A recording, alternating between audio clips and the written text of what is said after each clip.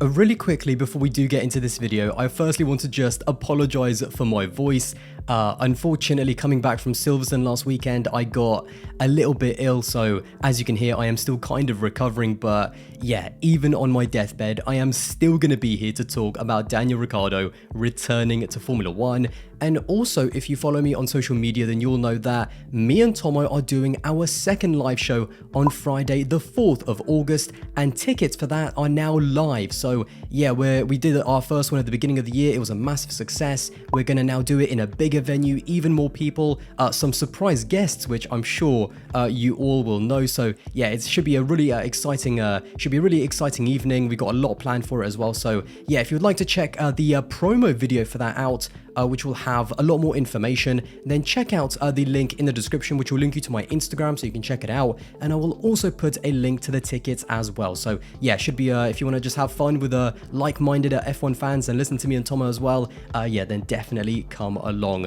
But anyway, let's get into the main topic of this video. Now, the way I'm going to attack this is actually by talking about 5 different people, which I think will cover kind of all of the bases, because this whole, Ricciardo to AlphaTauri, there's a lot of moving pieces and there is definitely a lot going on. So yeah, 5 people, and first up, let's talk about the man himself, Daniel Ricciardo. Now, obviously, at the end of last year and at the end of kind of his stint with McLaren, I think he was very demotivated. I think he felt like he needed that kind of break and time away from Formula 1, but he only talked about really only wanting to drive in 2023 if there was a top seat for him available, and ultimately the likes of Haas and Williams just didn't motivate him, and I think he wasn't motivated in 2022 to really kind of stick it out with McLaren either. I think quite early in the year he knew that it wasn't going to work out, and in the end, yeah, I think what happened was kind of the best for them to move on to Piastri.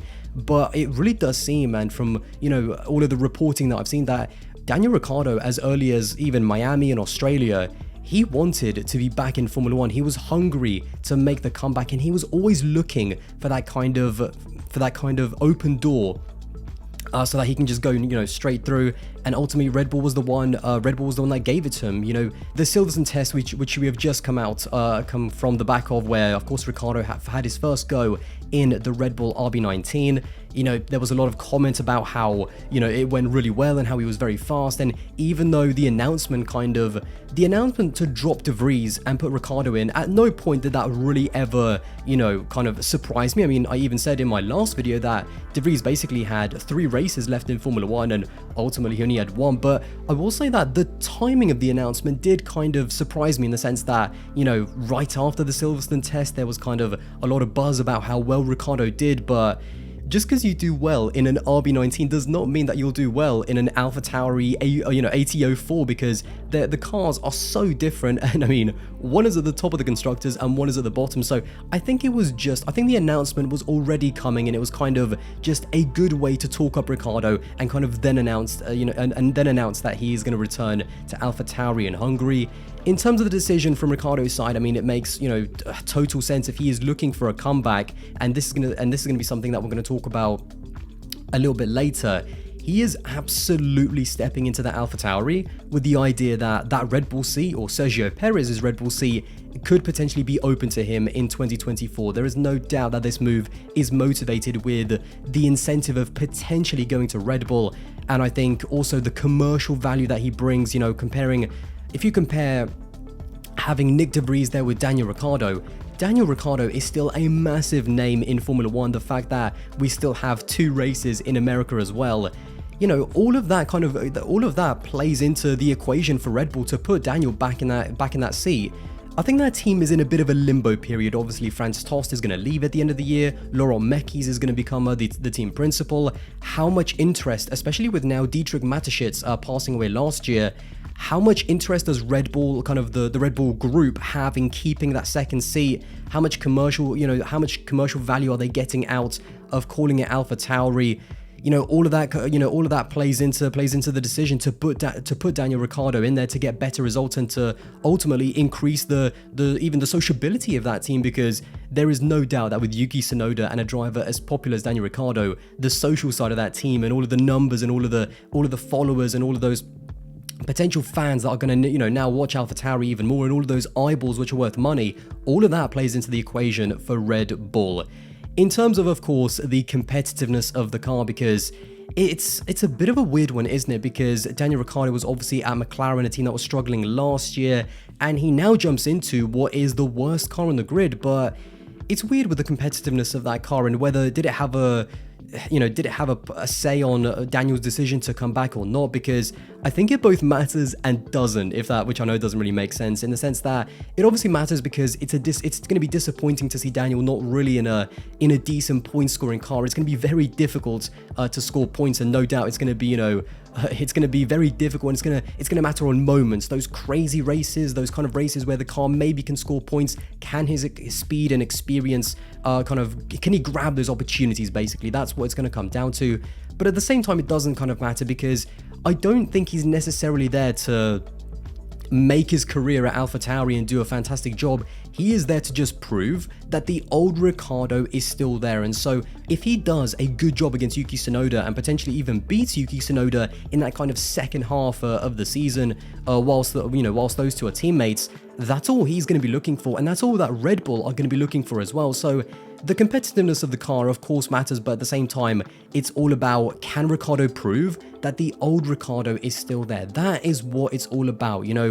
Was his McLaren form just McLaren specific, or was it really the beginning of a Ricciardo recline? That's exactly what this comeback is all about.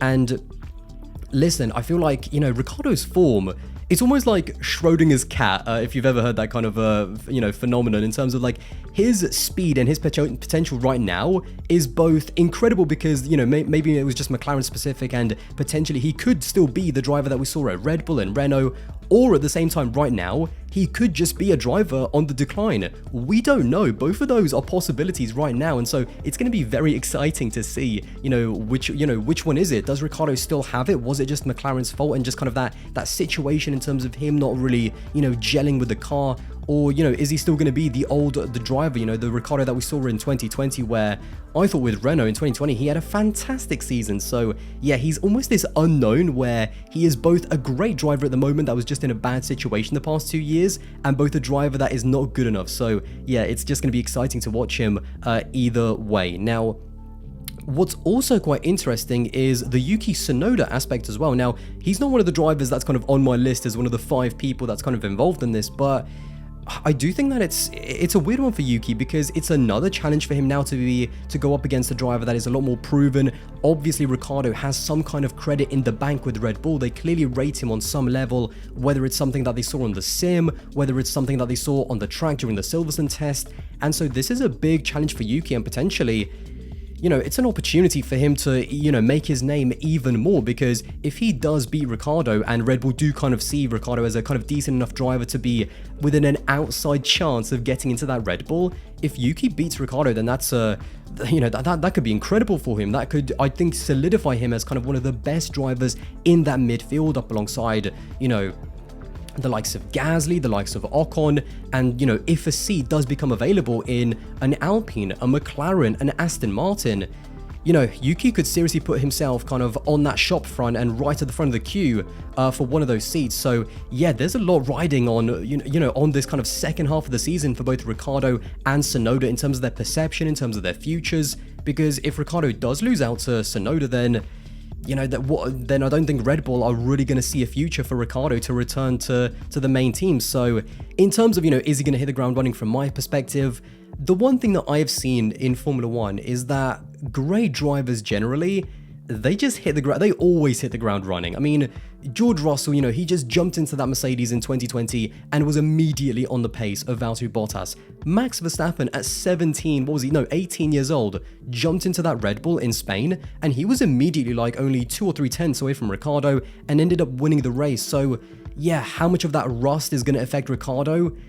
Again, good drivers in Formula 1 generally don't need 2 or 3 races to get used to the car. Like they're kind of bang on the, almost at kind of 90% or operating at 90-95% by the time they've had 2 or 3 practice sessions. So, and he hasn't even been out of Formula 1 for that long. So yeah, I think that's going to be very fun to see kind of Ricciardo hopefully get up to speed pretty quickly and pushing Yuki Tsunoda. So yeah, again, another thing to look forward to.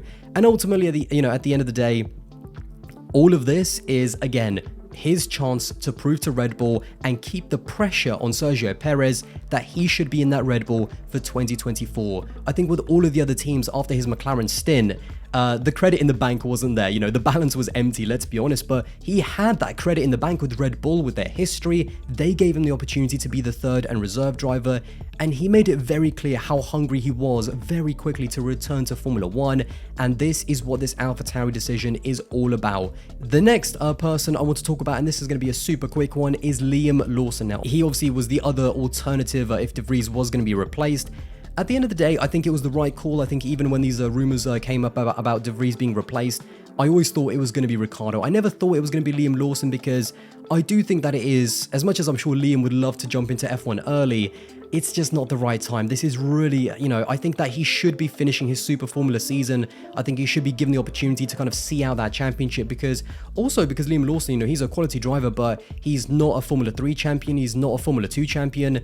And although a lot of people might underrate this, but you know, if he does win a Super Formula Championship and then gets to F1 and has a decent enough career, but, you know, probably doesn't win a championship, it's still cool to look back on your career and say, at least I got a Super Formula Championship. You know, as a junior, I won at least a championship, a title. It's still good to have that kind of, you know, in your trophy cabinet. And I think just for his development, also in a different country and also in a completely different style of car as well, I think it's just really good to kind of finish that season with all of the pressure that I'm sure is on his shoulders, because jumping into that AlphaTauri, specifically that car, which has been a tricky car to drive for both De Vries and Tsunoda, it just seems like a situation that it's like a situation that sets him up for failure. You do not want to be jumping into the worst car on the grid right now. I think it's better for his development to have a full, you know, to have a full off season of preparation and then be in that car, hopefully for 2024, but give him the proper kind of rookie experience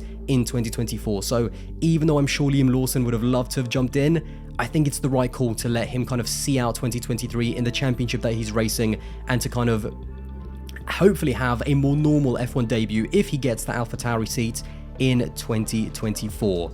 The next person that I wanted to talk about is the person that's just been dropped by AlphaTauri, and that is Nick De Vries. Now, it's a horrible one with De Vries. It's always a horrible situation being dropped, you know, mid-season, especially by Red Bull.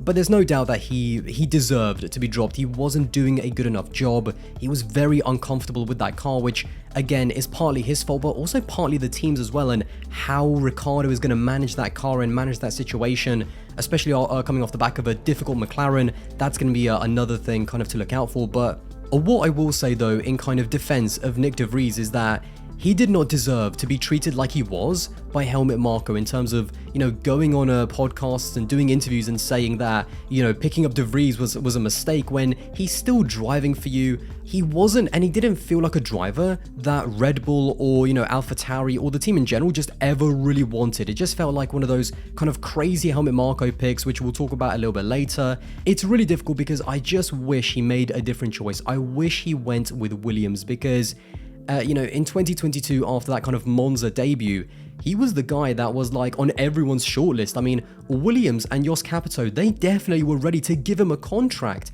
for 2023 when they saw what he was able to do in their car, even after, you know, just one appearance. And there was also rumors apparently that he was part of the shootout for that Alpine seat as well, that eventually went to Pierre Gasly. So, you know, De Vries' stock after one race was just unbelievably high. And in the end, he went with AlphaTauri, and he went with that kind of, you know, that Red Bull program because he saw an opportunity, just like all of the drivers do when they go to AlphaTauri, to get into Red Bull and to get into a championship winning car. But again, in hindsight, that was a mistake. He should have just gone with Williams in terms of a team that he was already kind of comfortable with, a team that, you know, clearly saw him in high regard, especially after what they just saw him do in Monza. And so in terms of any talks about Nick De Vries returning to Formula 1 in 2024, the only team that I could kind of see is Williams, because similar to how Ricciardo has kind of, you know, credit in the bank with Red Bull, in a weird way, I still think there's a little bit of credit in the bank with Williams in terms of De Vries. But, you know, the only way that's going to happen, of course, is that if Logan Sargent kind of doesn't score points when Albon just keeps finishing in the points and doesn't kind of develop throughout the season, especially in the last kind of 3 or 4 races, and doesn't show signs of improvement. If Williams do kind of start having second doubts about keeping Sargent for 2024, De Vries kind of, again, he has that one race, he has that tiny bit of credit with Williams that might allow him to, return to Formula 1 with them in 2024, but yeah, a lot of things have to go his way, and Williams have to be willing to take on a driver that's been kicked out by another team. So yeah, in terms of De Vries' future in Formula 1, it's slim to say the least.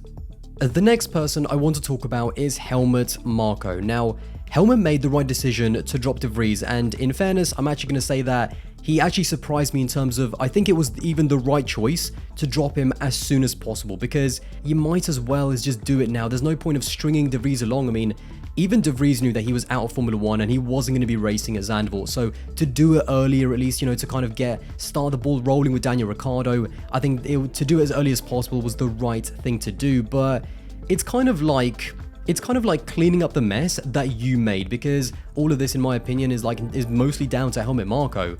Now, I know that De Vries is the driver, he's the one that's ultimately responsible for his own performances, but I do feel like De Vries was almost set up for failure by Marko, because Helmut Marko basically picked up De Vries because he missed out on Colton Herta, he couldn't find anyone else or didn't want to put anyone else in the AlphaTauri, and all of a sudden De Vries makes this really good debut at Monza, and Helmut Marko is like, yeah, that's the guy, that's absolutely, he's the perfect person to be in that AlphaTauri. But it never felt like the team or Christian Horner, obviously, or even just the wider Red Bull outfit ever really agreed with that decision or ever really supported De Vries as a Red Bull / AlphaTauri driver. The fit was just never right. That comes down to Helmut Marko and how he chooses who should be in these Formula 1 teams, because again, I am not saying that it's not De Vries' fault, because he's the driver, he's responsible for his own performances, but it does feel like he was set up for failure, and it does seem like Helmut Marko was playing with his career and has ultimately destroyed probably any future of him being an F1 driver. So I think Helmut Marko or someone has to look into, and he himself has to reassess how he, judges the drivers that he wants to put in either Red Bull or AlphaTauri, because it's just, you can't play with drivers' careers like that. You can't hire drivers and then not support them, only give them 10 races, and basically only leave them in the team until you can find someone else that kind of, fits the agenda and fits what you're planning to kind of replace them at any given moment. That is not how a Formula 1 team should operate. And then especially when the driver gets a terrible car, like the worst one on the grid right now, when you give them no support and a terrible car, what do you expect, for them to deliver, especially when you then don't support them off the track as well? So Helmut Marko, I think, has to be massively criticized for just picking up De Vries in the first place, the decision and rationale about getting him, and then even, keeping him, just the fact that he was there at the team in the first place. So he definitely needs to reassess what drivers they take and what drivers they don't, and how it fits into the Red Bull plan. So yeah, it's just, I think he holds a lot of culpability. And then the last driver that I want to talk about is Sergio Perez, obviously, because Daniel Ricciardo, as I said, he doesn't step into this AlphaTauri just to be an AlphaTauri driver, to finish his career at the team that he not quite started for, because obviously he started at HRT, but at the team that he, spent a few years at. He is only there to, to get Sergio Perez's seat at Red Bull, and that puts a hell of a lot of pressure on Sergio Perez, because he's already having not just a bad stretch, he's having a horrendous stretch. Five races in a row he has failed to get into Q3, whilst at the same time his teammate has won every single one of those races. He is having a horrible run of form, he is coming under massive pressure. Perez is not stupid. Let's be brutally honest here. He knows exactly what Ricciardo is doing. He knows exactly what Red Bull are doing, and he knows that Red Bull are kind of lining him up as his replacement. So I'd love to know what the vibe and what the conversations are, by the way, between Perez and Ricciardo, because Perez knew from day one that this guy is here to basically take my job. He is literally here, he is preying on my downfall, and I'd love to know what their conversations are. I mean, obviously it doesn't go to, so are you going to steal my job or not? But it must be such a weird and awkward vibe. But he's had that kind of comfort blanket of the fact that the RB19 this year is massively dominant, so there literally is no competition. He's constantly been doing random recovery drives, and even when he did get to the podium in Zandvoort, in Austria, yeah, he got to the podium, but he shouldn't have been down, that far back in the first place. And that's becoming a regular occurrence where he's having to do these, stupid kind of recovery drives. And as much as he has a contract for 2024, which everyone kind of, doesn't really talk about too much, that contract is, let's be honest, not worth anything. If Ricciardo performs in the AlphaTauri and Checo continues to underperform and maybe gets beaten in the championship by the likes of maybe Fernando Alonso or, maybe Lewis Hamilton, I don't know, Checo is going to be out of that Red Bull. He is a seasoned, he's a seasoned veteran in Formula One. He knows the business, he knows the game, and he definitely knows the pressure that is on his shoulders right now. Anyway, there you have it. That is kind of an extended video because there's so many moving pieces to this. But let me know all of your thoughts in the comments box below about Ricciardo returning, De Vries being dropped, Helmut Marko, Liam Lawson, Sergio Perez, and all of that as well. Once again, also don't forget to check out all of the links for the Aldas and Tomo live show. Tickets are on sale right now. And also, if you did enjoy this video, then don't forget to subscribe to the channel. That would be massively appreciated. And I'll see you in the next one.